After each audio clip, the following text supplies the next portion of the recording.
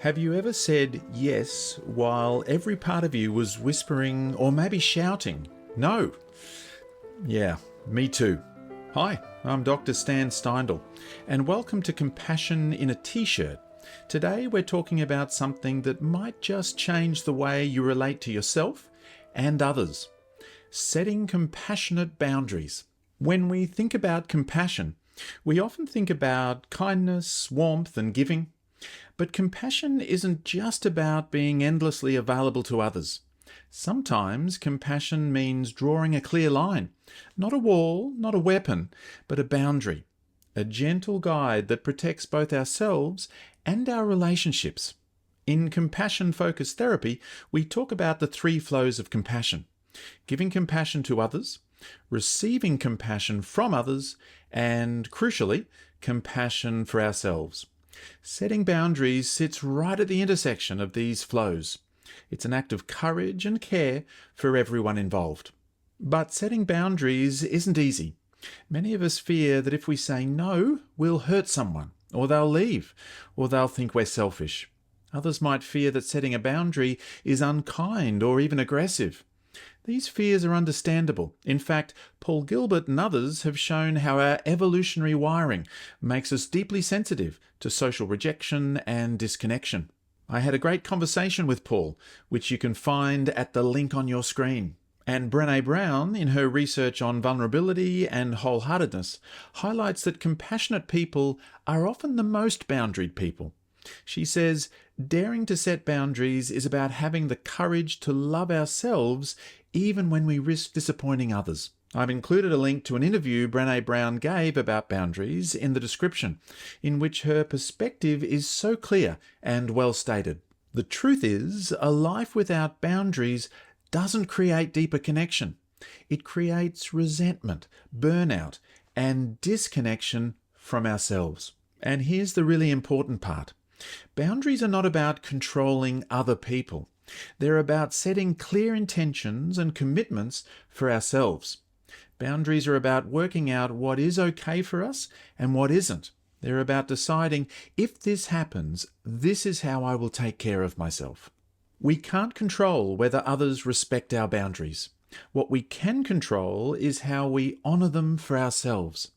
In a way, setting a boundary is a promise we make to ourselves and then do our best to keep.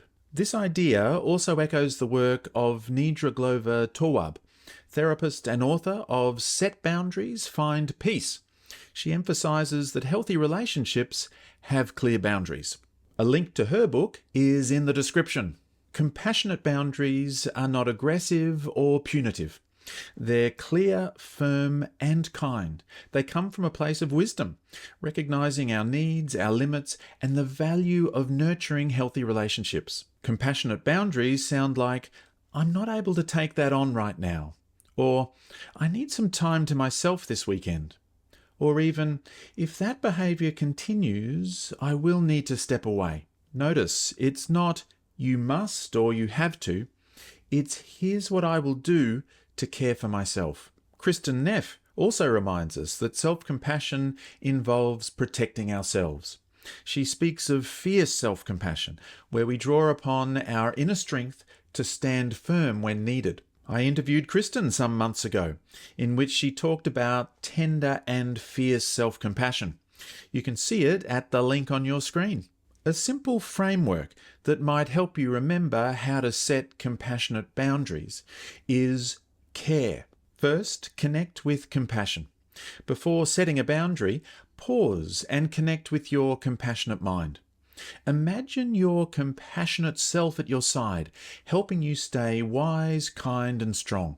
It's not about anger or frustration. It's about caring deeply for your well-being and the well-being of others. Second, acknowledge your needs and limits. Compassionate boundaries start by recognizing what you need in order to feel safe, respected, and balanced. What feels right for you? What feels too much? This step invites you to listen inwardly with honesty and kindness. Third, respond clearly and kindly.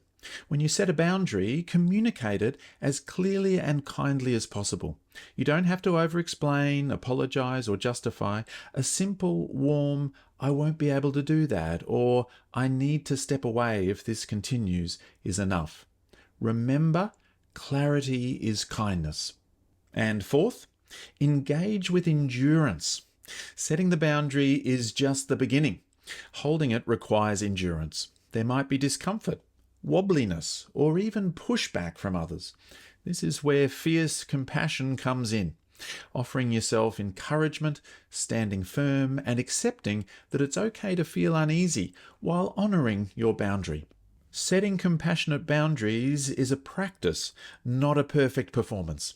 And every time you practice, you strengthen your capacity to live and love more freely. Let's take a moment now to reflect. Bring to mind a situation where you felt uneasy, resentful, or overwhelmed recently. What was the need or value that was being compromised? What would a compassionate boundary look like in that situation? And how could you express that boundary to yourself first, and then, if needed, to others? You might even like to write down one boundary you're willing to hold for yourself this week. Something small but meaningful. Let me give you a couple of examples. Imagine you're overwhelmed at work. Your boss asks you to take on another project. A boundary might sound like, "Thank you for thinking of me for this. I have to be honest. My plate is full right now, and I won't be able to take this on without it impacting the quality of my work." Or perhaps a friend constantly calls late at night to vent. You might say, "I care about you and want to be there for you, but I need to protect my sleep. Let's find a time during the day when we can chat." And remember, as therapist and writer Prentice Hemphill wisely says, boundaries are the distance at which I can love you and me simultaneously. Go to prenticehemphill.com for more wonderful wisdom to help transform ourselves and the world. Setting boundaries isn't about shutting people out. It's about creating spaces where respect, care, and real connection can grow. It's about offering ourselves and others the conditions we need to thrive.